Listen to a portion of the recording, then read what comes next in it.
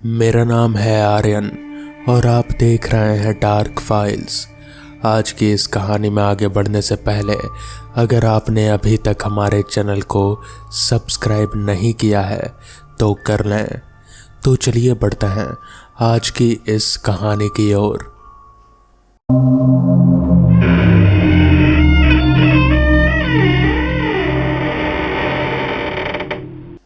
नितिन कुछ पल के लिए वहीं ठिठक गया।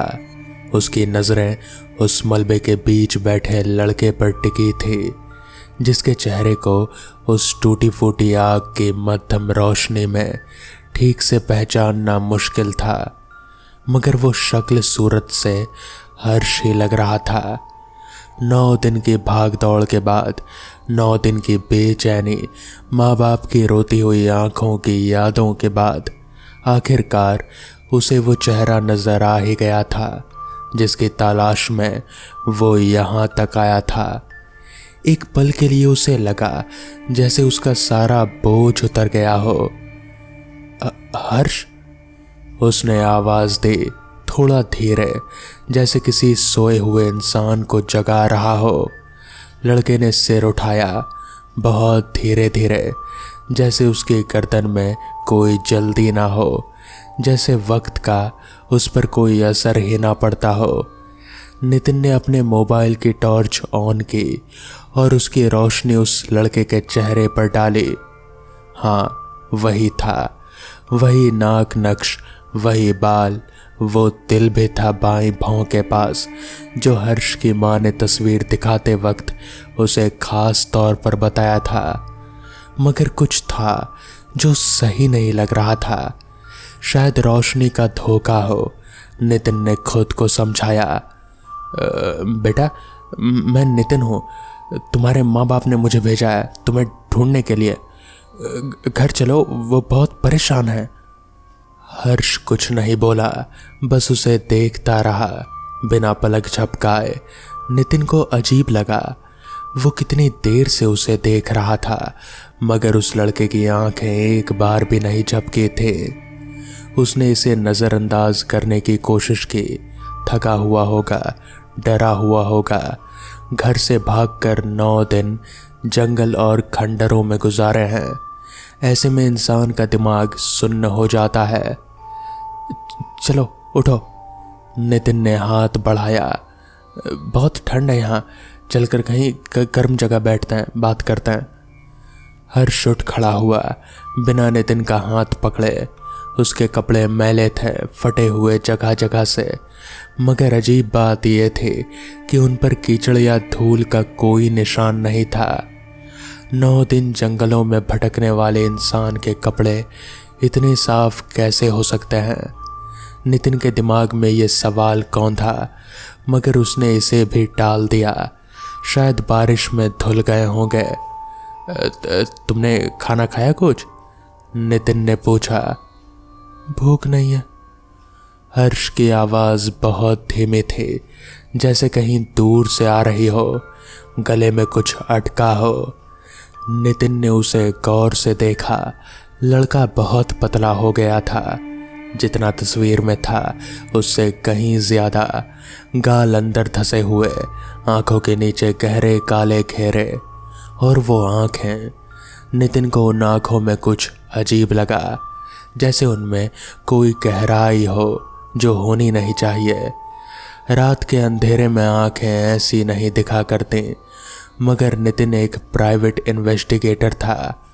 उसने अपने जहन में उठते इन सवालों को दबाया।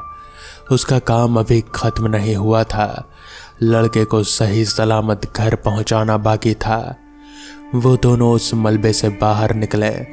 हवेली के खंडहर अब पीछे छूट रहे थे, मगर नितिन को हर कदम पर कुछ अजीब लग रहा था, जैसे कोई उन्हें देख रहा हो। उसने पीछे मुड़कर देखा, कुछ नहीं था, बस अंधेरा और टूटी दीवारों के साए। तुम यहाँ क्यों आए थे हर्ष, गांव के इतने अंदर, इस खंडहर में? नितिन ने चलते हुए पूछा। हर्ष कुछ देर चुप रहा, फिर बोला, ये मेरे पुरखों की जगह है, मुझे यहीं आना था। मगर घर वालों से झगड़ा तो शहर में हुआ था, तुम सीधे फिरोजगढ़ कैसे पहुंच गए? मुझे नहीं पता, हर्ष ने कहा। उसकी आवाज में कुछ ऐसा था कि नितिन को आगे कुछ पूछने की हिम्मत नहीं हुई। रास्ता लंबा था, जंगल घना और चांद बादलों के पीछे छुपा हुआ। नितिन के कदमों की आहट कंकड़ पत्थर पर साफ सुनाई दे रहे थे, मगर उसे एक अजीब बात का एहसास हुआ। हर्ष के कदमों की कोई आवाज नहीं आ रही थे, बिल्कुल भी नहीं। नितिन ने अपनी टॉर्च नीचे की। हर्ष के पैरों की तरफ। वो नंगे पांव था, मगर पत्थरों और कांटों से भरे उस रास्ते पर नंगे पांव चलते हुए भी उसके तलवों पर कोई खरोच नहीं थे, कोई खून नहीं, कोई निशान नहीं। तुम्हारे जूते कहाँ गए? नितिन ने पूछा, अपनी आवाज को नॉर्मल रखने की कोशिश करते हुए। पता नहीं, हर्ष ने कहा और चलता रहा। नितिन के दिल की धड़कन थोड़ी तेज हो गई थी, मगर उसने खुद को समझाया कि ये सब उसके अंदर बैठे डर की वजह से हो रहा है। इंसान जब सुनसान जगह में होता है, अकेला होता है रात के वक्त, तो दिमाग वहम पालने लगता है। उसने हर्ष का हाथ पकड़ने की कोशिश की, सहारा देने के लिए। जैसे ही उसकी उंगलियां हर्ष की कलाई से टकराईं, उसे एक झटका सा लगा। वो हाथ बर्फ जैसा ठंडा था। जुलाई की उमस भरी रात में एक जिंदा इंसान का हाथ इतना ठंडा, ये हो नहीं सकता था। नितिन ने हाथ छोड़ दिया। तबीयत ठीक है तुम्हारी? हाँ, हर्ष ने कहा बिना उसकी तरफ देखे। चाय की दुकान तक पहुंचते पहुंचते रात के करीब 10 बज चुके थे। दुकान बंद हो चुकी थी, मगर चाय वाला अभी भी बाहर एक चारपाई पर बैठा हुआ था, शायद घर जाने की तैयारी में। जैसे ही उसने नितिन को हर्ष के साथ आते देखा, चेहरे पर एक अजीब सी दहशत आ गई उसके। वो उठ खड़ा हुआ, कदम पीछे हटा। ये कौन है आपके साथ? चाय वाले ने कांपती आवाज में पूछा। अरे यही तो है वो लड़का जिसकी तस्वीर मैंने आपको दिखाई थी। हर्ष मिल गया मुझे, हवेली के खंडरों में था। चाय वाले का चेहरा सफेद पड़ गया। उसने घबरा कर इधर उधर देखा, जैसे कुछ कहने से डर रहा हो, फिर धीरे से बोला, साहब आप जरा इधर आइए, अकेले। नितिन ने हर्ष की तरफ देखा। यहीं रुको, मैं अभी आता हूँ। हर्ष कुछ नहीं बोला, बस वहीं खड़ा रहा, उस अंधेरे में एक साए की तरह। नितिन कुछ कदम दूर चाय वाले के पास गया। चाय वाले की आंखों में साफ खौफ था। साहब, माफी चाहता हूँ, मगर ये लड़का आप इसे पहचानते हैं? ये सच में वही लड़का है जिसकी तस्वीर आपने दिखाई थी? हाँ, यही तो है। क्यों, क्या बात है? चाय वाले ने अपनी आवाज और नीचे की। साहब, ये गांव पुराना है, बहुत पुरानी बातें हैं यहाँ की। वो हवेली जहाँ से आप इसे लाए हैं, उसके बारे में गांव वाले बात करना पसंद नहीं करते। बरसों पहले उसमें आग लगी थी। कहते हैं उस खानदान के आखिरी वारिस ने खुद अपने हाथों से लगाई थी। उसने घर वालों समेत खुद को भी जला दिया था। तब से वो जगह ठीक नहीं है साहब, रात को कोई उस तरफ नहीं जाता। नितिन ने गहरी सांस ली। ये तो पुरानी कहानियां हैं बाबा, मुझे उससे कोई मतलब नहीं। मुझे बस ये लड़का सही सलामत उसके माँ बाप तक पहुंचाना है। चाय वाले ने नितिन की बाह पकड़ ली। उसकी पकड़ में एक अजीब सी बेचैनी थे। साहब, मैं इस लड़के को कुछ दिन पहले भी यहाँ बैठा देख चुका हूँ, आपको बताया था। मगर साहब, आज जो मैं देख रहा हूँ। उसकी आवाज कांप गई। उस रात भी ये ऐसा ही दिख रहा था जैसे अभी दिख रहा है। 9 दिन गुजर गए और इसकी शक्ल में जरा भी फर्क नहीं आया। भूखा प्यासा लड़का 9 दिन जंगल में ऐसे तो नहीं दिखता साहब। नितिन को यह बात अंदर तक हिला गई। उसने पीछे मुड़कर देखा। हर्ष अब भी वहीं खड़ा था, बिल्कुल स्थिर, जैसे वक्त उसके लिए रुक गया हो। अब इसकी परछाई देखिए साहब, चाय वाले ने फुसफुसा कर कहा। नितिन ने अपनी टॉर्च की रोशनी हर्ष की तरफ घुमाई। जमीन पर देखा। दुकान की एक लालटेन अभी भी जल रहे थे। उसकी रोशनी भी हर्ष पर पड़ रहे थे, मगर जमीन पर कोई परछाई नहीं थे, कुछ नहीं। नितिन के रोंगटे खड़े हो गए। उसने अपनी आंखें मली, फिर से देखा, कुछ नहीं बदला। नितिन एक अनुभवी आदमी था। बरसों से गुमशुदा लोगों को ढूंढने का काम करते करते उसने बहुत कुछ देखा था। झूठ बोलने वाले लोग, फरेबी, नशे में डूबे नौजवान, भागे हुए प्रेमी जोड़े, मगर यह पहली बार था कि उसके सामने कोई ऐसी चीज खड़ी थी जिसे वो समझ नहीं पा रहा था। उसका दिमाग उसे बार बार यही समझाने की कोशिश कर रहा था कि यह सब रात के अंधेरे और डर का असर है, मगर उसका दिल जानता था कि कुछ गलत है। फिर भी वो हर्ष के पास गया। उसे लगा शायद सबसे सही रास्ता यही है कि वो इसे थाने ले चले। वहाँ रोशनी होगी, लोग होंगे, और शायद वहाँ जाकर उसका ये वहम भी दूर हो जाए। चलो थाने चलते हैं, उसने कहा। हर्ष ने पहली बार उसकी तरफ सीधा देखा और उसके होंठों पर एक हल्की सी मुस्कान आई जो बिल्कुल भी नॉर्मल नहीं लग रही थी। थाने में क्या रखा है? मुझे घर जाना है, अपनी हवेली। तुम्हारी हवेली तो जल चुकी है बेटा, वहां कुछ भी नहीं बचा। वो कभी नहीं चलेगी, हर्ष ने कहा, और उसकी आवाज में इस बार कुछ ऐसा था जो इंसानी नहीं लग रहा था। एक गूंज से, जैसे दो आवाजें एक साथ बोल रही हों। नितिन पीछे हट गया। उसका हाथ अपने आप उस छोटे से पॉकेट चाकू की तरफ चला गया जो हमेशा वो अपने साथ रखता था। हालांकि उसे खुद नहीं पता था कि इस वक्त उसका क्या इस्तेमाल हो सकता था। तुम हर्ष नहीं हो? नितिन ने धीरे से कहा, अपनी आवाज को स्थिर रखने की कोशिश करते हुए। हर्ष हंसा, एक ठंडी खोखली हंसी जिसमें कोई गर्माहट नहीं थे। मैं हर्ष ही हूं, बस अब वो हिस्सा नहीं रहा जो अंधेरे से डरता था।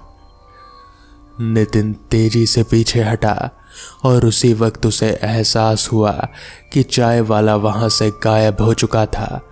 दुकान का दरवाजा बंद, लालटेन बुझी हुई। उसे अकेला छोड़कर वो अंदर चला गया था, या शायद डर के मारे भाग गया था। हर्ष की शक्ल अब बदलने लगी थी, धीरे धीरे, जैसे कोई मोम पिघल रहा हो। उसकी त्वचा और भी काली पड़ गई, आंखें और गहरी, और उसके नाखून। नितिन ने देखा उसके नाखून लंबे होते जा रहे थे, नुकीले, जैसे किसी जानवर के पंजे। ये अब हर्ष नहीं था, ये कुछ और था जिसने हर्ष का रूप ओढ़ रखा था, या शायद हर्ष के अंदर कुछ घुस आया था। नितिन भागा। उसने पीछे मुड़कर नहीं देखा, बस अपनी पूरी ताकत से गांव की तरफ भागता रहा। उसने पीछे से कोई आवाज नहीं आई, कोई कदमों की आहट नहीं, बस एक सन्नाटा जो उसकी रीढ़ की हड्डी में डर भर रहा था। जब उसने आखिरकार पीछे मुड़कर देखा तो वहां कोई नहीं था। सड़क खाली थी, बिल्कुल वीरान। नितिन उस रात गांव के एक छोटे से गेस्ट हाउस में रुका जो थाने के करीब था। वो सो नहीं पाया। सुबह होते ही वो थाने पहुंच गया, हवलदार से मिला और पूरी बात बताने की कोशिश की, मगर उसने ये फैसला किया कि भूत प्रेत वाली बातें छोड़कर सिर्फ इतना कहेगा कि उसने रात को हवेली के पास एक लड़का देखा जो शायद हर्ष हो सकता है। हवलदार ने गहरी सांस ली, मानो ये उम्मीद पहले से थी। साहब, वो हवेली, आप वहाँ रात को गए थे, ये अच्छा नहीं किया आपने। चलिए हम आपके साथ चलते हैं, दिन में रोशनी में देखते हैं क्या मामला है।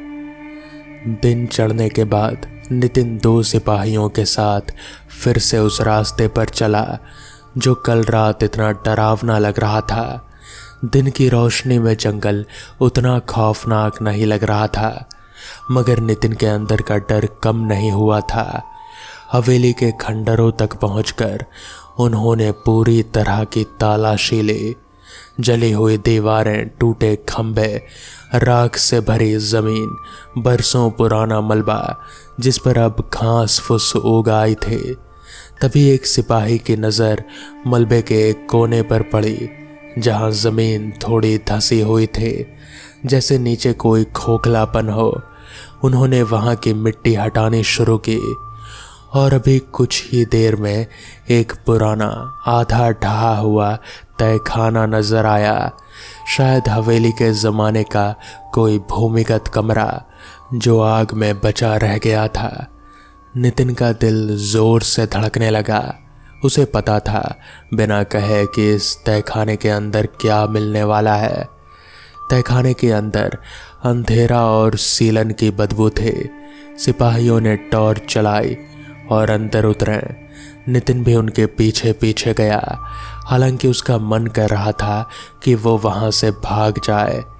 तहखाना ज़्यादा बड़ा नहीं था, बस एक छोटा सा कमरा जिसकी दीवारों पर बरसों पुराने निशान थे, जैसे किसी ने नाखूनों से खरोंचा हो बार बार हताशा में। और वहीं कमरे के एक कोने में ज़मीन पर पड़ा था एक शरीर। नितिन की सांसें रुक गई। सिपाही ने टॉर्च की रोशनी उस पर डाली और नितिन ने वो चेहरा पहचान लिया। भले ही अब वो सड़ गल चुका था, कई दिनों की मौत के निशान उस पर साफ थे। हर्ष के कपड़े, वही जो नितिन ने तस्वीर में देखे थे। उसकी जेब में एक पुराना फटा हुआ आधार कार्ड भी मिला। डॉक्टर ने बाद में पुष्टि की, मौत को 9 दिन बीत चुके थे। मतलब हर्ष उसी रात मर चुका था जिस रात वो घर से निकला था। शायद वो अपने पुरखों की हवेली की खोज में यहाँ आया था। अंधेरे में गिरकर इस तहखाने में फंस गया था। बाहर निकलने का रास्ता नहीं मिला और यहीं दम तोड़ दिया, भूख से, प्यास से या शायद डर से। तो फिर नितिन ने कल रात जिससे बात की थी वो कौन था? गांव के बुजुर्गों ने बाद में नितिन को वो कहानी सुनाई जो बरसों से फिरोजगढ़ में सिर्फ फुसफुसाहटों में कही जाते थे। उस खानदान का आखिरी वारिस जिसने हवेली में आग लगाई थी, उसने ये काम अपनी मर्जी से नहीं किया था।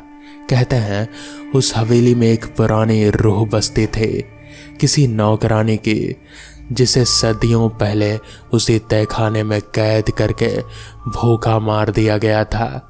किसी पुराने खानदानी झगड़े की वजह से उसकी रूह हवेली में भटकती रही और जब भी उस खानदान का कोई वारिस वहां अकेला पहुंचता, वो रूह उसका रूप ओढ़ लेती, उसे बहलाकर तहखाने की तरफ ले जाती और वहीं कैद करके छोड़ देती, बिल्कुल वैसे ही जैसे सदियों पहले उसके साथ हुआ था।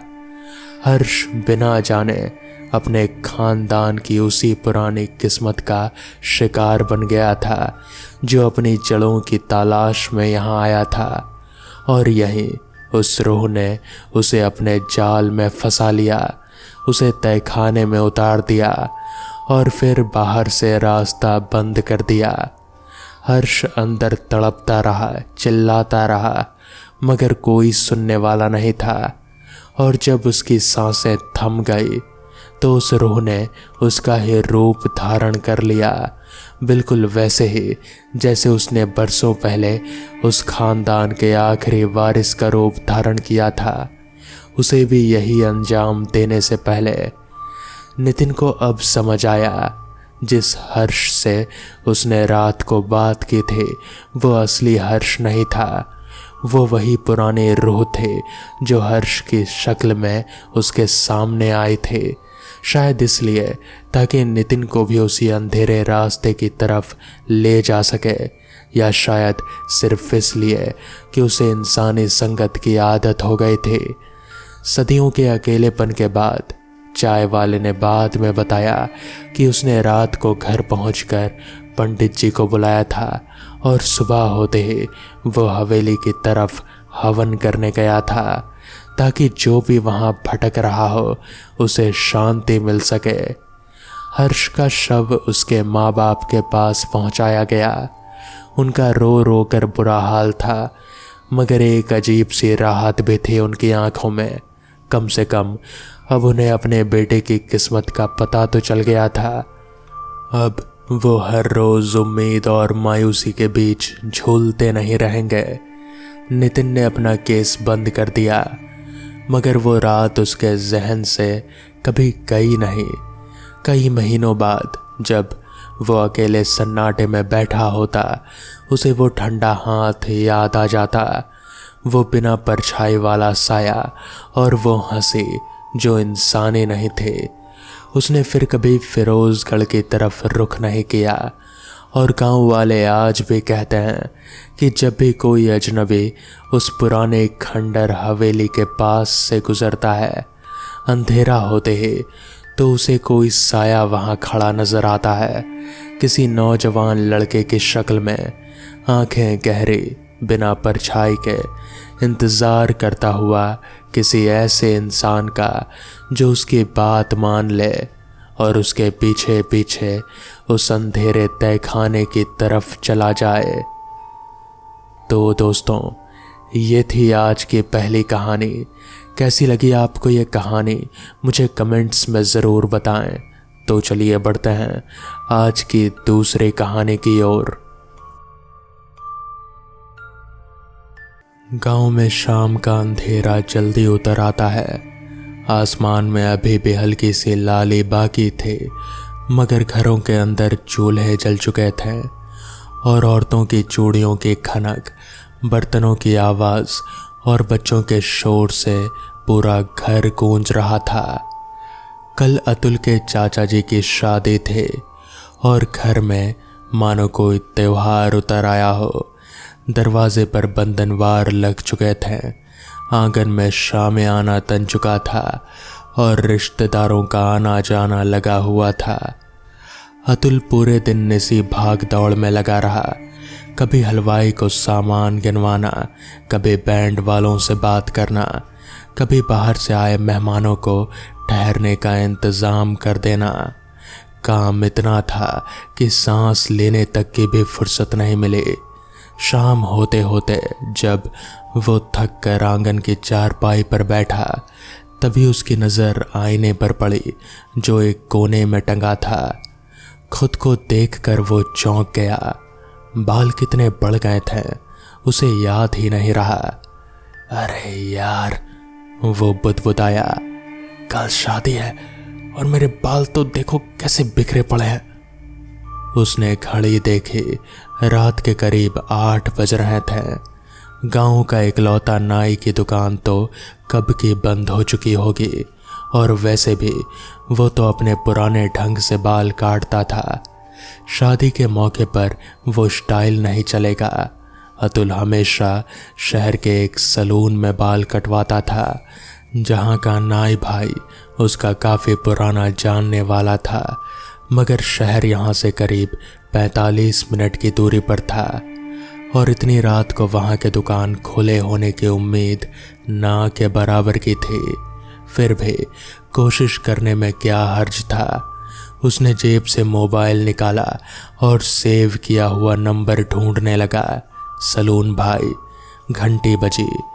एक बार, 2 बार, फिर दूसरी बार आवाज़ आई, हाँ जी बोलिए। भाई साहब, मैं अतुल बोल रहा हूँ, पहचाना है? एक हल्की हंसी के साथ जवाब आया, अरे अतुल भैया, कैसे भूल सकते हैं आपको, बोलिए इतनी रात को कैसे याद किया? अतुल ने अपनी परेशानी बताई, दूसरी तरफ से थोड़ी देर की खामोशी रही, मानो वो शख्स सोच रहा हो। फिर बोला, ठीक है भाई, आ जाइए, मैं अपनी दुकान खुली रखता हूँ आपके लिए, बस जल्दी आइएगा, देर मत लगाइएगा, घर जाना है मुझे भी। अतुल का दिल खुशी से उछल पड़ा। उसने जल्दी से चाचा जी से इजाज़त ली, अपनी बाइक निकाली और हवा की रफ्तार से शहर की ओर निकल पड़ा। रात का सफ़र हमेशा अजीब होता है। दिन में जो रास्ता जाना पहचाना और सीधा साधा लगता है, वही रात में किसी अनजान डगर जैसा महसूस होता है। अतुल की बाइक की हेडलाइट अंधेरे को चीरते हुए आगे बढ़ रही थी। सड़क के दोनों तरफ खेत थे, बीच बीच में घने पेड़ और कहीं कहीं टूटी फूटी झोपड़ियाँ जो दिन में भी सूनी लगती थीं और रात में तो जैसे किसी और ही दुनिया का हिस्सा मालूम होती थी। मगर अतुल के मन में जो डर वाली बात थी, वो कोई बात ही नहीं थी। वो इस रास्ते से सैकड़ों बार गुजर चुका था।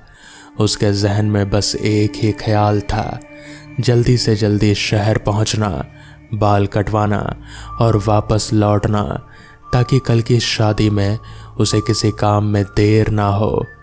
करीब 40 मिनट के बाद वो शहर की सरहद में दाखिल हुआ। सड़कें अभी भी कुछ हद तक रोशन थे, मगर ज़्यादातर दुकानें बंद हो चुकी थी, शटर गिरे हुए थे। चाय की एक दो टपरियां खुली थी जहां लोग बैठे गप्पे मार रहे थे। अतुल ने अपनी बाइक सलून की गली की ओर मोड़ी। दूर से ही उसे सलून की बत्ती जलती दिखाई दी। एक राहत की सांस उसके सीने से निकली। दुकान का शटर आधा खुला था। अतुल ने बाइक स्टैंड पर लगाई और अंदर गया। नाई भाई कुर्सी पर बैठे मोबाइल में कुछ देख रहे थे। अतुल को देखकर मुस्कुराए और उठ खड़े हुए। आइए भैया, बैठिए। अतुल कुर्सी पर बैठ गया। आईने में उसने अपना चेहरा देखा, थका हुआ मगर संतुष्ट। नाई भाई ने कैंची और कंघी उठाई और काम शुरू कर दिया। दुकान में एक हल्का सा रेडियो बज रहा था, कोई पुराना गाना। बातचीत मामूली सी चलती रही, शादी की तैयारियों के बारे में, गांव के हाल चाल के बारे में, कुछ इधर उधर की बातें। ना ज़्यादा हंसी मजाक, ना कोई खास चर्चा, बस एक सामान्य शाम जैसी बातचीत। करीब 25 मिनट में काम पूरा हो गया। अतुल ने आईने में खुद को देखा और संतुष्टि से सिर हिलाया। बहुत बढ़िया भाई साहब, शुक्रिया इतनी रात को दुकान खुली रखने के लिए। नाई भाई ने कुछ नहीं कहा, बस हल्के से मुस्कुरा दिया। अतुल ने पैसे निकाले और तय रकम से 10 रुपए ज़्यादा उनके हाथ में रख दिए। ये क्यों? नाई भाई ने पूछा। बस ऐसे ही, आपने इतनी मेहरबानी की, इतनी रात को रुके रहें, रखिए। नाई भाई की आंखों में कुछ अजीब सा भाव आया, जैसे कोई पुराना दर्द जाग उठा हो, मगर वो जल्दी ही छुप गया। उन्होंने पैसे जेब में रखे और बोले, अल्लाह आपकी हिफाजत करे भैया, रास्ता संभल कर तय करिएगा, रात बड़ी हो चुकी है।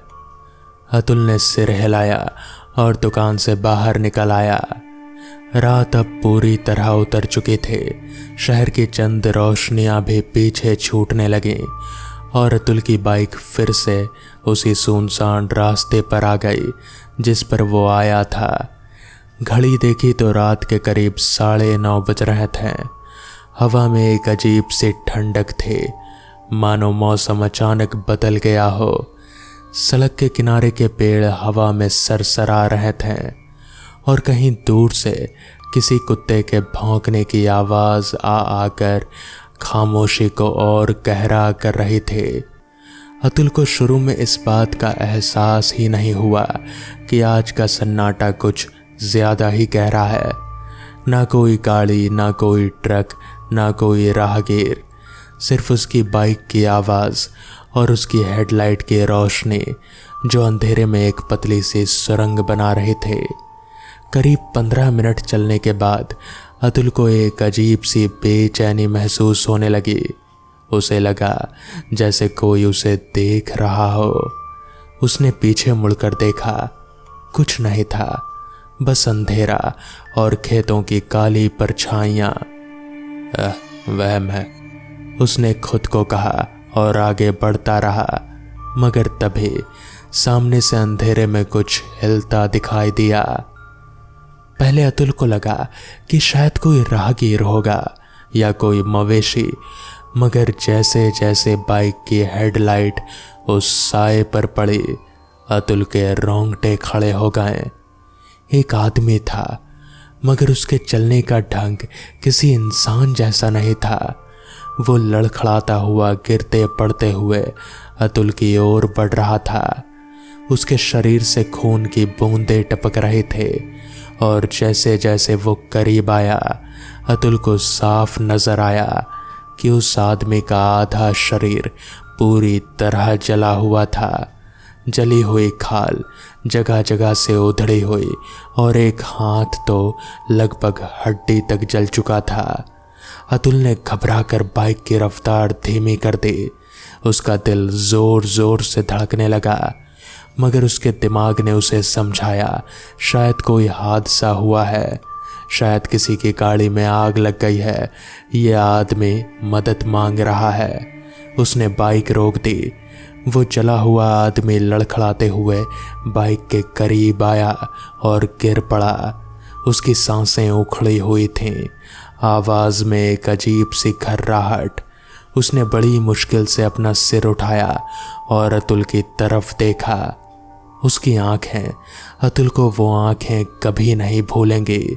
जलती हुई, मगर उनमें एक गहरा दर्द, एक बेबसी थी। उधर उधर मेरे बेटे को बचाओ। आवाज इतनी धीमी थी कि अतुल को ठीक से सुनाई भी नहीं दिया, मगर उस आदमी की जली हुई उंगली ने सामने की तरफ इशारा किया। अतुल ने कांपते हुए हाथों से आगे देखा। सड़क किनारे झाड़ियों के पीछे से धुआं उठ रहा था और उसमें आग की हल्की लपटें नजर आ रही थी। अतुल का दिमाग एक पल के लिए सुन्न हो गया। डर और इंसानियत दोनों एक साथ उसके अंदर लड़ने लगे, मगर इंसानियत जीत गई। उसने बाइक को स्टैंड पर लगाया और भागते हुए झाड़ियों की ओर गया।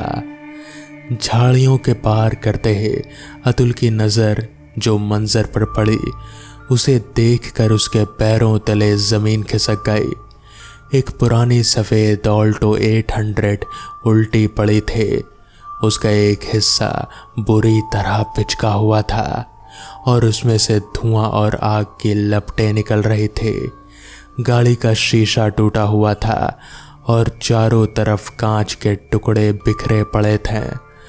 हवा में जले हुए प्लास्टिक और धातु की तीखी गंध भर गई थी। अतुल का दिल जोर जोर से धड़क रहा था। उसे कुछ समझ नहीं आ रहा था कि क्या करे। उसने अपने फ़ोन की टॉर्च चलाई और झुककर गाड़ी के अंदर देखने की कोशिश की। शुरू में ठीक से कुछ नज़र नहीं आया, धुएं और धुंधलके की वजह से, मगर जब उसने ध्यान से देखा तो उसके होश उड़ गए। गाड़ी के अंदर सिर्फ एक इंसान था, वही आदमी जिसे अभी वो सड़क पर छोड़ कर आया था। वो ड्राइविंग सीट पर सीट बेल्ट के सहारे उल्टा लटका हुआ था। उसका सिर नीचे की तरफ झूल रहा था और वो अतुल की तरफ देखकर मुस्कुरा रहा था, मगर वो मुस्कान वो किसी इंसान की मुस्कान नहीं थे। उसमें कुछ इतना डरावना, इतना विकृत था कि अतुल की रूह कांप गई।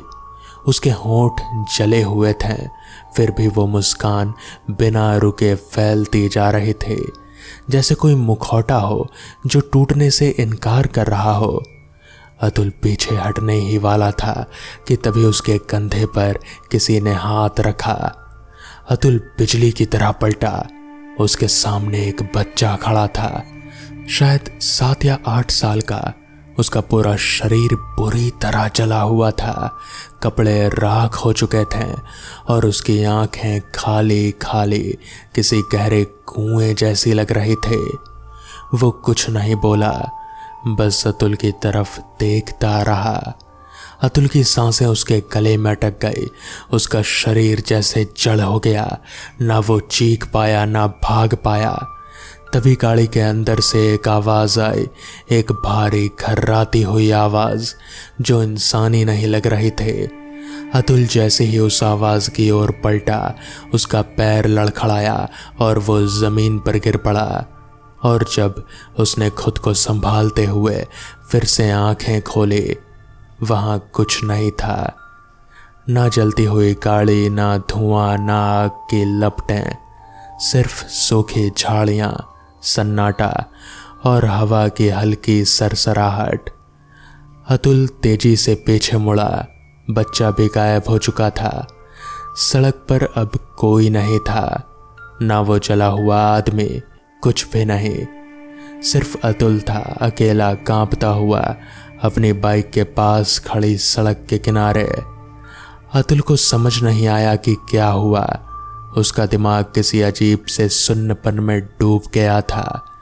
उसने डगमगाते कदमों से बाइक तक का रास्ता तय किया, स्टैंड हटाई और बिना पीछे मुड़े, बिना कुछ सोचे बाइक को स्टार्ट कर दिया। पूरे रास्ते वो सिर्फ आगे देखता रहा। ना पीछे मुड़कर देखने की हिम्मत हुई, ना रुकने की।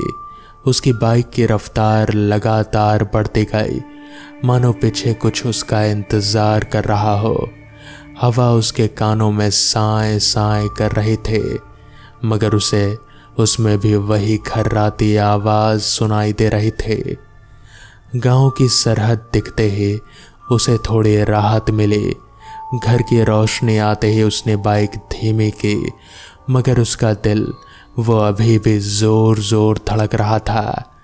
घर पहुंचकर वो सीधा अपने कमरे में गया, दरवाज़ा बंद किया और बिस्तर पर बैठकर लंबी लंबी सांसें लेने लगा। उसने किसी को कुछ नहीं बताया।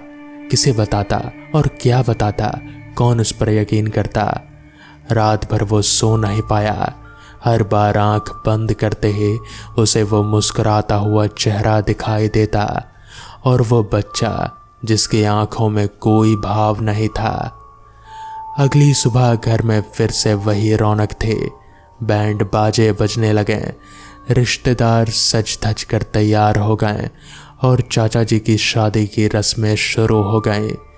अतुल भी अपने काम में लग गया, मगर उसके जहन में कल रात की तस्वीरें बार बार घूम रहे थे। कभी कभी वो अचानक किसी कोने में खड़ा होकर सोचने लगता और घर वाले उसे टोकते, क्या हुआ अतुल, रात को ठीक से सोया नहीं क्या? वो बस मुस्कुराकर टाल देता।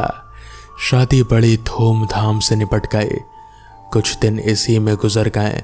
मेहमानों की विदाई, घर की सफाई, रोज़मर्रा के काम। धीरे धीरे अतुल के दिमाग में उस रात की बात हल्की पड़ने लगी। उसने खुद को समझा लिया कि शायद वो थकान की वजह से कोई वहम था, कोई भ्रम जो रात के अंधेरे और सुनसान रास्तों ने मिलकर पैदा कर दिया। मगर एक बात उसे अंदर ही अंदर कचोटती जा रहे थे। वो जला हुआ आदमी, वो मुस्कान, वो बच्चा इतना साफ, इतना असली कैसे लग सकता है अगर वो सिर्फ वहम था। करीब 10 दिन बाद अतुल का फिर से शहर जाने का मौका बना।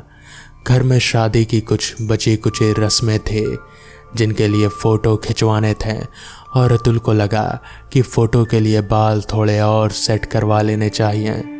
उसने सोचा उसी सैलून चला जाए और साथ ही उस भाई का शुक्रिया भी अदा कराए जिसने उस रात इतनी मदद की थी।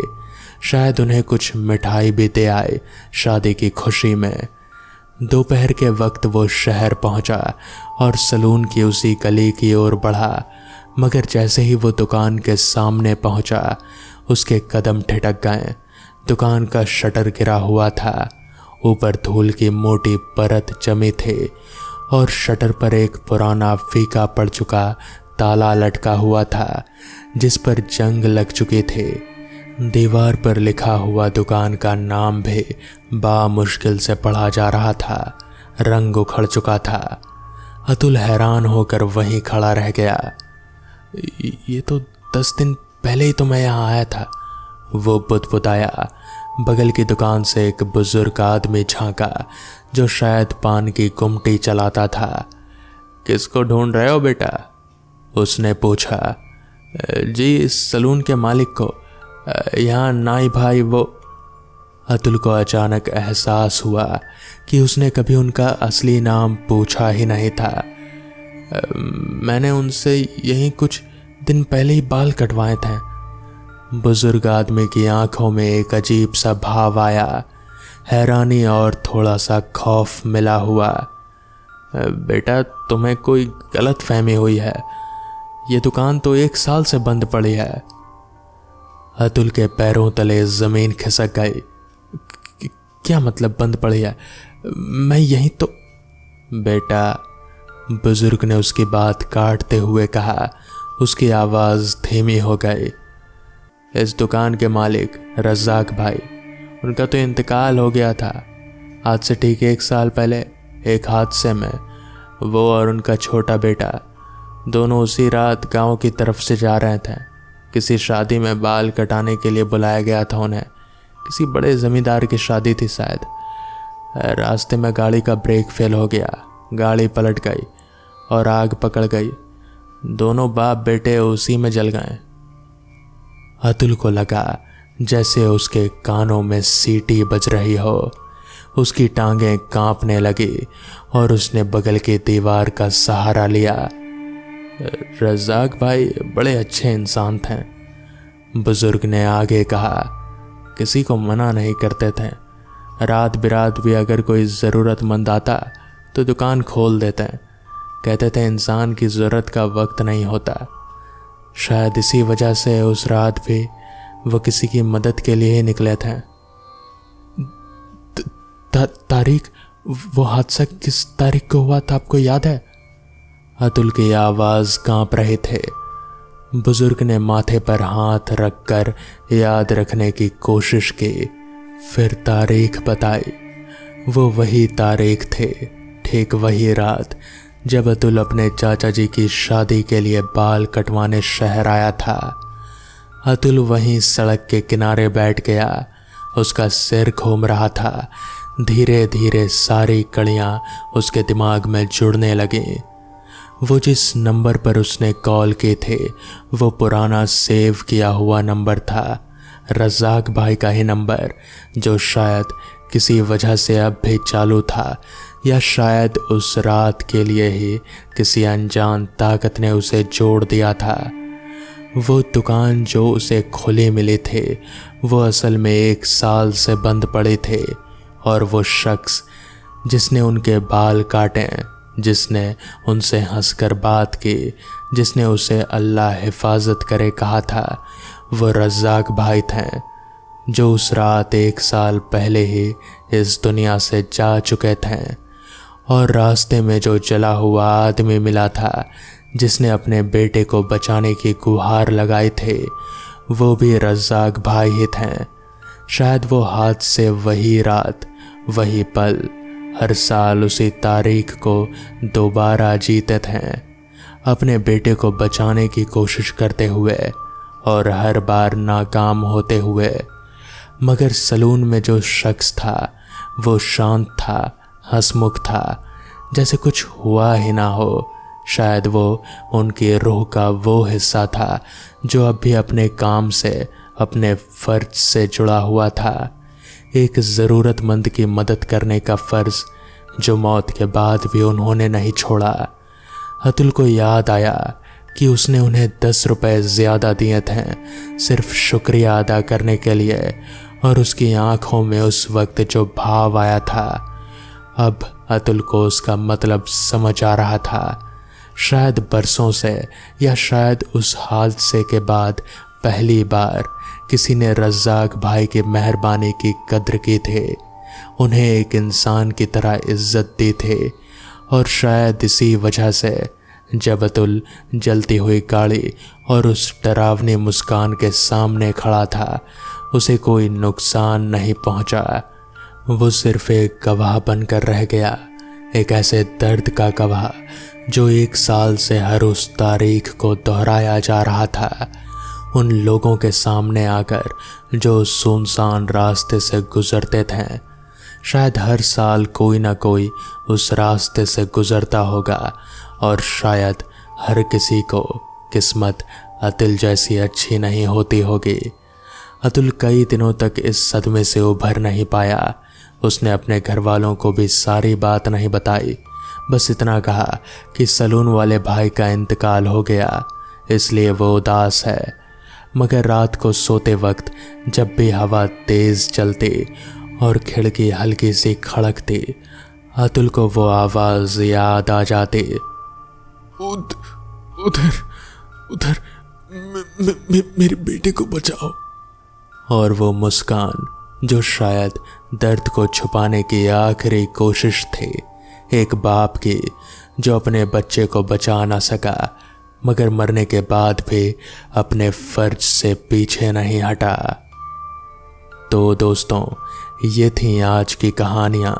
कैसी लगी आपको ये कहानियाँ मुझे कमेंट्स में ज़रूर बताएं।